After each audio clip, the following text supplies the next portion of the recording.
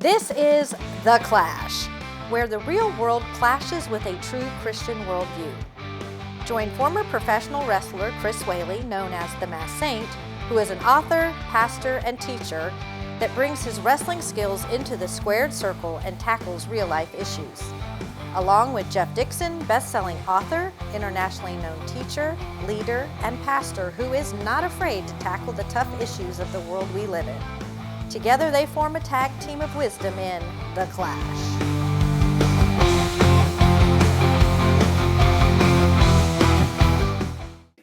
Hi, welcome to The Clash, where we take a Christian worldview and allow it to clash into the culture around us. And when we're done, hopefully, we create a moment, 2, maybe even 3, where we educate, entertain, enlighten, and make your day just a little bit better. I'm Jeff Dixon. I get to sit in this chair because the guy next to me says it's okay. Yeah. Because he's the one who we're going to get on his back and he's going to carry us for the next couple of minutes. He is the one, the only, Chris Whaley. We call him the Saint. And Chris, how you doing today? Excellent. You know, it's been a while since we've interviewed professional wrestlers, and so we got a good one on today. Okay. And Dangerous Danny Spivey. Fantastic. Yeah. Now, some people are going to remember that name. Yep. And if not, they're going to get to know him better. Yep. All right. After this break. All right. Jeff, we got some dead air time. What are you doing? Chris, I'm looking at the Church at 434 app. It's an incredible app. It's absolutely free.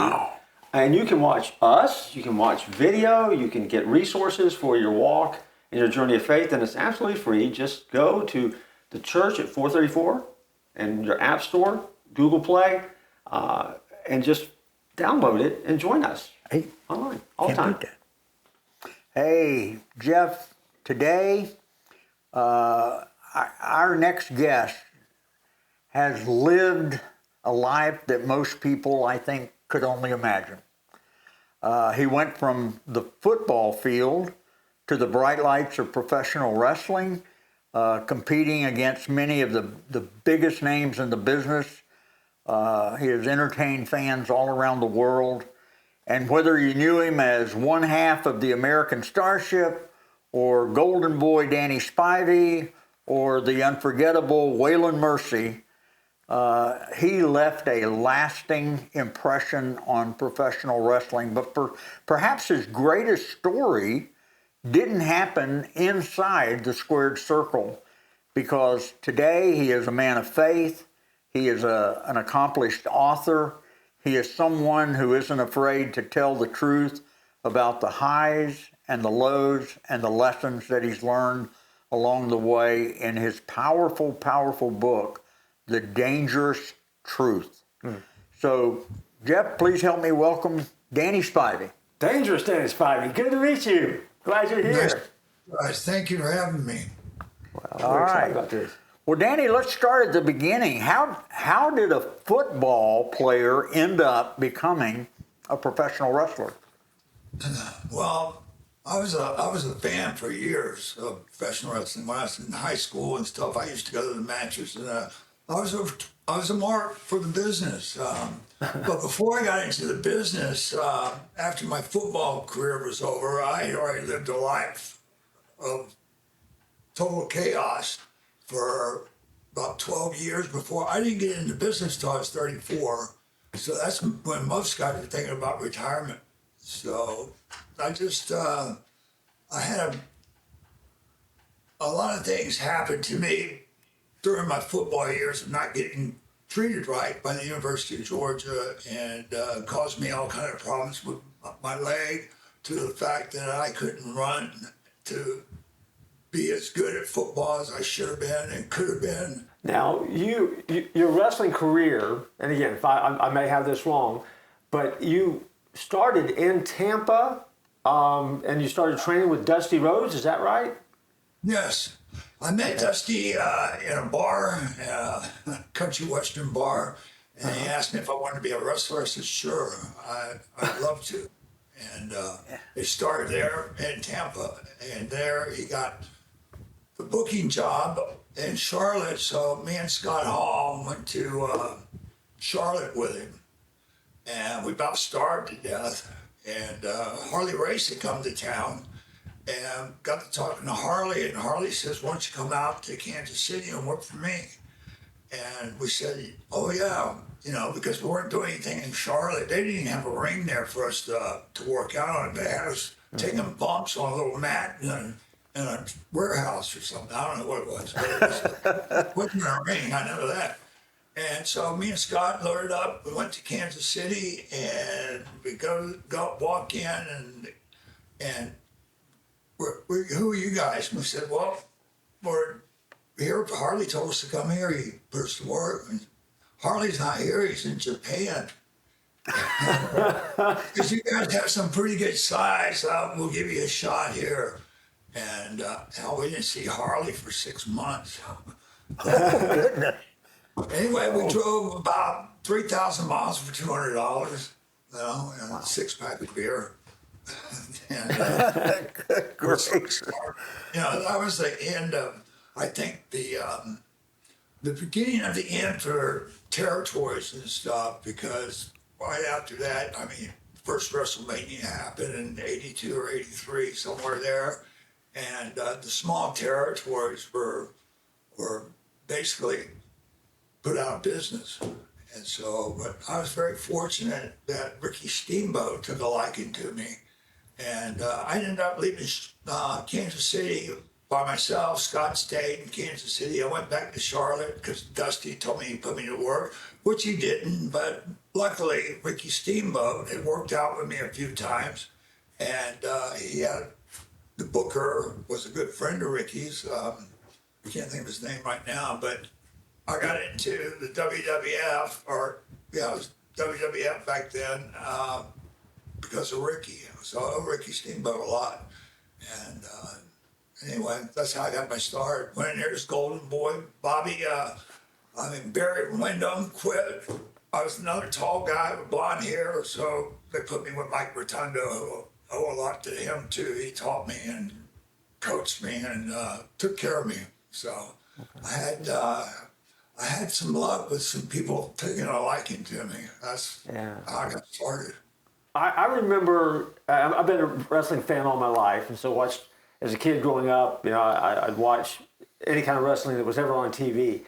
And I could have this wrong, I remember you, I believe, in a tag team called the Skyscrapers. Is that right? Yeah, me and Big Sid, Sid Vicious and I were the Skyscrapers. Okay. And then Sid got hurt, and Mark Calloway came in, and who later became the Undertaker, which you all know. But yeah, we were the Skyscrapers. We had battles with the Steiner brothers and the Road Warriors, and it was a shame because they never did anything with us. They beat us all the time, and we could have been really popular and really big if they just put us in an angle where we won once in a while, and the people would have some doubt that the Skyscrapers could beat the Road Warriors or the Steiner brothers, but it never happened. So I went back. I remember. It was a good team. It really was. Yeah. Well, you worked with, and you've already named some legendary names, but was there one opponent that always brought the best out of you? Somebody that you worked with that brought the best out of you? Yeah, there was a couple of them. Dr. Dusty Williams. He was. We had a bunch of battles in Japan together. Terry Gordy, was another good. We had some tag team matches, me and Stan Hansen against Doc and Terry, that were just legendary. They really were. Yeah. And I really enjoyed those guys. And if I could have done it all over, I would have never came back to the States. I would have stayed in Japan like Stan did and Brody, those guys, because they took care of me over in Japan. There was no politics, no BS. You just go out there and beat hell out of each other, and better people got better pay, and they did it the right way. Wasn't no sneaking around and doing shady things that happen in the business. Yeah, right. Chris mentioned this earlier when he was in his introduction, but tell me how this whole Waylon Mercy character came about. Where did that come from? Well, Jerry Briscoe had called me and told me that Vince wanted me to come in, and I met with him, and we were talking, and I brought the idea of a character based off of a movie called Cape Fear with Robert De Niro. And I told him that I could pull that off, and they liked the idea. Vince came up with a name, though, which is very good. Waylon Mercy was just a great name, and that was a great character. First time I got to be somebody other than Dan Spivey. In my entire career, I was Dangerous Dan Spivey, Golden Boy Dan Spivey, but I never got to be somebody different. And I really enjoyed that. It was something that came natural to me. I was brought up in the South, and I knew a lot of shady South people that could con you to death. I mean, you know, and it was just an easy character for me to do. Yeah. Well, the character too, as I remember, I mean, the character as he spoke, it was that slow, cordial, Southern style. And in the ring, you were mean. Mean as a snake. And then after it was over with, you would just be so nice at the end. And it was I mean, the way you brought the character to life was absolutely amazing. How much was that you freelancing, and did they give you the freedom to do that, or was somebody kind of behind the scenes kind of guiding you toward that? There was no help. It was just winging it. And, Okay. One thing really worked. I don't know if y'all remember it, but I was talking, and all of a sudden a caterpillar was crawling on my arm, and I smashed it. And people just, you know, and just talk about that all the time. And the caterpillar just helped me out. That's all I can say. I love it. Oh my goodness! Well, I snapped that spider, squished it, and caterpillar, and I said, "Lives of old buddy, and Waylon Mercy's hands." You know what I mean? And that just stuck. So whenever I did anything, I just, you know what I mean? And I heard it in the dressing room all the time. It just drove me crazy, actually. You know, everybody's going around saying, "You know what I mean?" You know. So anyway, that's how that happened. Well, there's a lot of people that have said that Waylon Mercy actually influenced future wrestling characters. I mean, that's got to make you feel pretty good. Yeah, it does. You know, it's just funny. Mike Rotondo, who helped me tremendously in the beginning of my career, his son came to me and asked me if it would be all right if he did something off the character that I did, Waylon Mercy. I said, "Man, you have my blessing, all the things that your dad had done for me." I said, "Anything I can do to help you." And we talked, and he did a terrific job. He really did. You know, I thought that maybe, you know, that the WWE would bring me in as a manager or work me in there some way or another, because everybody knew where he came up with the character was from me, and but they never did. So anyway, Waylon Mercy could have been great. I just couldn't pull it off. You know, I couldn't work the way that I wanted to, and I had a great reputation as being someone to work, you know, and protected the business. I just couldn't pull it off because of the injuries and the painkillers, and it was just, I just couldn't do it, and I wasn't going to embarrass myself in the ring, so I had to give it up. Yeah. Well, your book is called The Dangerous Truth. Why did you pick that title? Because I told the truth about my life. You know, everything in there is true. And, you know, it's stuff that I wasn't, you know, fond of or liked. It was pretty ugly, a lot of it. And I wrote the book because if Dan Spivey could do it, anybody can do it as far as getting sober. I got sober at 56 years old. I thought my life was over. And since I've been sober now for 17 years, I've had the life that just gets better and better and better and better. And I just hope this book can help somebody the way the life that I have. And it's awesome. That's great. I'm very grateful God had a plan for me. Yeah. Hi. Just want to ask you a question. This is an important question. Have you been to the Clash store yet? You don't even know that it is a Clash store? Where have you been? Follow the links that you see right now and visit the Clash store. You can get all sorts of Clash gear. You can get coffee mugs. You can get tumblers. You can get those fancy cups that keep things hot and keep things cold. We have all of that, but not just that. We have gear, we have hoodies, we have shirts, we have sports shirts, we have t-shirts, we have anything and everything that you need to let folks know that you are involved in the Clash. You're taking your Christian worldview and you're allowing it to clash into the culture around you. And so, support the show, support this ministry, take time to visit the Clash store today. Let's talk a little about that God journey. How did your life get to that point where all of a sudden you come face to face with Jesus and things start to change?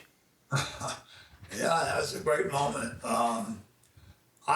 There at the end, I was just trying to kill myself. You know, I was and I wasn't. You know, I ended up in a deal on a weekend where I ran out of drugs and I ran out of alcohol, and it was on a weekend. I said, all I got to do is make it till Monday, and I can go to the doctor and get the drugs that I need and stuff. And I wasn't a very smart drug addict because I didn't know that if detoxing off alcohol and Xanax and Valium that it could kill you. And I just had a weekend there and I thought I could do it, and it didn't work. I lost control of my legs coming back from the bathroom. I fell on the floor. I couldn't walk. I was able to pull the phone down and call my brother and call the hospital. And my brother came and he got the paramedics there and they took me to the hospital. For some reason or another, they couldn't figure out what was wrong with me, and I wasn't able to communicate to them because I didn't know what was going on either. I was totally out of my head. So they gave me some more pain pills and sent me home. Well, my brother came back a couple of days later, and I was in the bed, and he says, Daniel, what are you doing? I said, I got a hole in my head. He says, what do you mean you have a hole in your head? He pulled the blankets back, and the .45 was sitting in the bed, cock locked and loaded. And that really freaked him out. He called the hospital again. They took me back to the hospital, and they got me in ICU. No one knew what was wrong with me. I wasn't able to communicate, but I escaped out of intensive care and made it to the parking lot. And I was running around half naked, had long hair, beard, and blood coming out of both arms, looking for cigarettes. So they found me and put me back in the hospital. I escaped again, doing the same thing. And this time when they brought me back, they strapped me down. And I woke up and there was a preacher that I knew, but one of the boys that I was real close with, he brought his pastor from the church and brought the deacons. And what they did, I was strapped in a bed and they were circling me and they were laying hands on me and praying. And I think that had a lot to do with me changing my mind on what I wanted to do. And that was killing myself. And things changed after that. Luckily, the WWE had a program that if you ever signed a contract with them, they would take care of you for drugs and alcohol and send you to rehab. Well, I'd already been to rehab like 3 times and it didn't work. But this time they sent me to a place out in Houston, the Menninger Clinic. It's a lockdown facility. They were known for people with brain damage and mental illness. Because they thought that I had damaged my brain. And I was there and I was sitting in a room all by myself. It was a padded room, and the nurse told me, Dan, it's not your fault that you're a drug addict. but it's your responsibility to take care of it. And that just kind of resonated with me, and I just had this thing happen to me that changed my life. It was the fact that, you know, I could right all the wrongs that I've done in my life by getting sober and doing the right thing and share my story with everybody. And that was the turning point, was that time in the miniature clinic, and the laying of hands, the preacher, and that nurse at the clinic. And, you know, since then, I've been able to lead a life that I never could ever imagine of living, you know, and it's just been awesome. It really has, and it's been great. I don't know what to say about it other than that. You know, God had a plan. He did. Yeah. Well, Yes, sir. what is the dangerous truth that people most need to hear today? You know, I was a con artist. I was a pimp. I ran drugs. I collected money for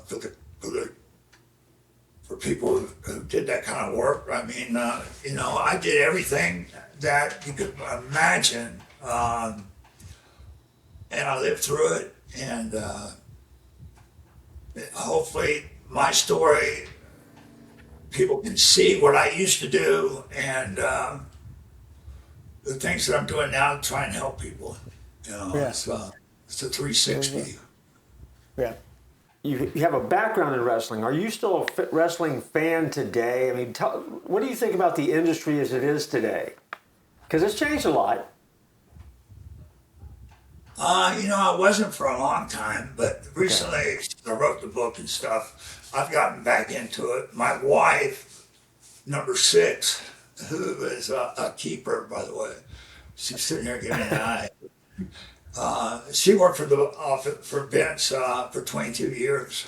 Okay. And so we know a lot of the same people, and you know, you can't help being associated with the WWE and not be a fan. And I've gotten to know some of the guys, and you know, it's been fun. It's been fun. I've been going to these conventions and stuff. We're going this week to SummerSlam, and you know, we're looking forward to it. They have these conventions where people come and see the old timers and stuff, hopefully sign some books and some autographs, and get to talk to the people, and hopefully go to the match and watch them work. It's a lot different. I couldn't do what they do now. There's no way. You know, they kind of gotten away from the guys that are 6'6", 6'7", 300 pounds.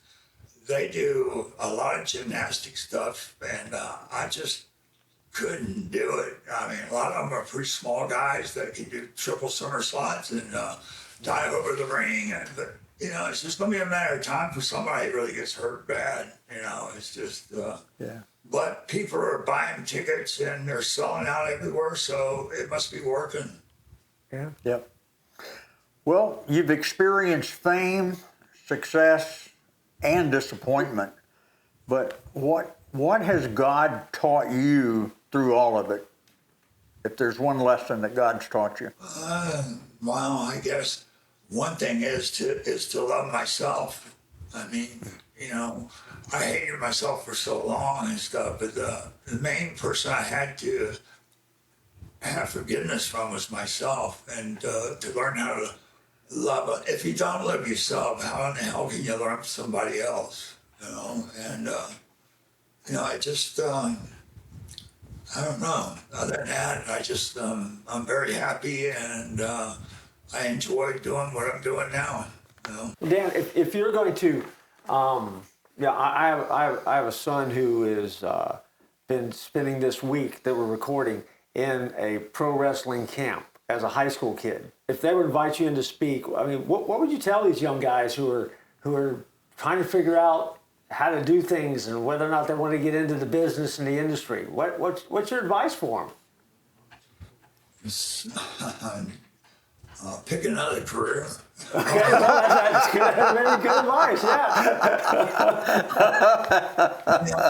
It's really very competitive. I mean, it's you know, today they're paying these guys to work out and to train, and you know, it's just unbelievable. I mean, they make good money just by training and having the best equipment, the best coaches and stuff. But there's only a few people that make it.